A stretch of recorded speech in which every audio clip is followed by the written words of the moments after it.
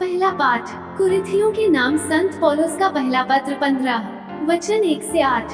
भाइयों, मैं आप लोगों को उस सुसमाचार का स्मरण दिलाना चाहता हूँ जिसका प्रचार मैंने आपके बीच किया, जिसे आपने ग्रहण किया, जिसमें आप दृढ़ बने हुए हैं। और यदि आप उसे उसी रूप में बनाए रखेंगे जिस रूप में मैंने उसे आपको सुनाया, तो उसके द्वारा आपको मुक्ति मिलेगी, नहीं तो आपका विश्वास व्यर्थ होगा।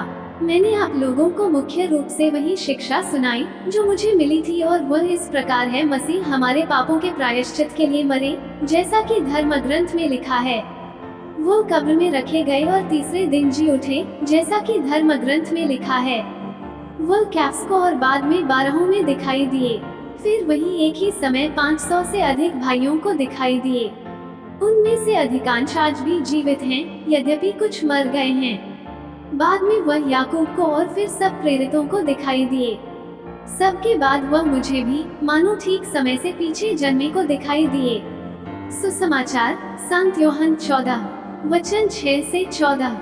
ईसा ने उससे कहा, मार्ग, सत्य और जीवन मैं हूँ। मुझसे होकर गए बिना कोई पिता के पास नहीं आ सकता। यदि तुम मुझे पहचानते हो तो मेरे पिता को भी पहचानोगे। अब तो तुम लोगों ने उसे पहचाना भी है और देखा भी है। फिलिप ने उनसे कहा, प्रभु, हमें पिता के दर्शन कराइए, हमारे लिए इतना ही बहुत है।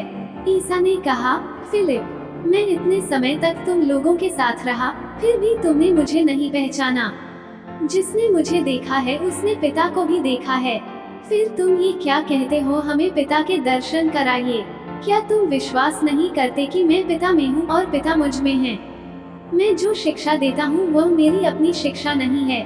मुझ में निवास करने वाला पिता मेरे द्वारा अपने महान कार्य संपन्न करता है। मेरी इस बात पर विश्वास करो कि मैं पिता में हूँ और पिता मुझ में है, नहीं तो उन महान कार्यों के कारण ही इस बात पर विश्वास करो। मैं तुम लोगों से यह कहता हूँ, जो मुझ में से विश्वास करता है वह स्वयं भी कार्य करेगा जिन्हें मैं करता हूँ, वो उनसे भी महान कार्य करेगा, क्योंकि मैं पिता के पास जा रहा हूँ। तुम मेरा नाम लेकर जो कुछ मांगोगे मैं तुम्हें वही प्रदान करूँगा, जिससे पुत्र के द्वारा पिता की महिमा प्रकट हो। यदि तुम मेरा नाम लेकर मुझसे कुछ भी मांगोगे तो मैं तुम्हें वही प्रदान करूँगा।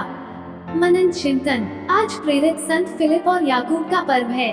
सुसमाचार अल्फाई के पुत्र याकूब के बारे में अधिक जानकारी प्रदान नहीं करते।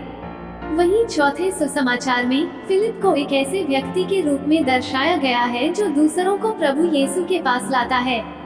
नाथानेल के लिए उनका आमंत्रण कि आओ और देखो, सभी शिष्यों के लिए प्रभु यीशु के साथ एक गहरा व्यक्तिगत संबंध विकसित करने का निमंत्रण है। प्रभु यीशु का आश्वासन, जिसने मुझे देखा है उसने पिता को देखा है, फिलिप के इस अनुरोध का जवाब था कि हमें पिता दर्शन कराइए। प्रभु यीशु के वचनों और कार्यों के माध्यम से हम पिता ईश्वर को देखते और जानते हैं। प्रभु ने पिता को पूरी तरह से प्रकट किया है क्योंकि वे देहधारी वचन हैं।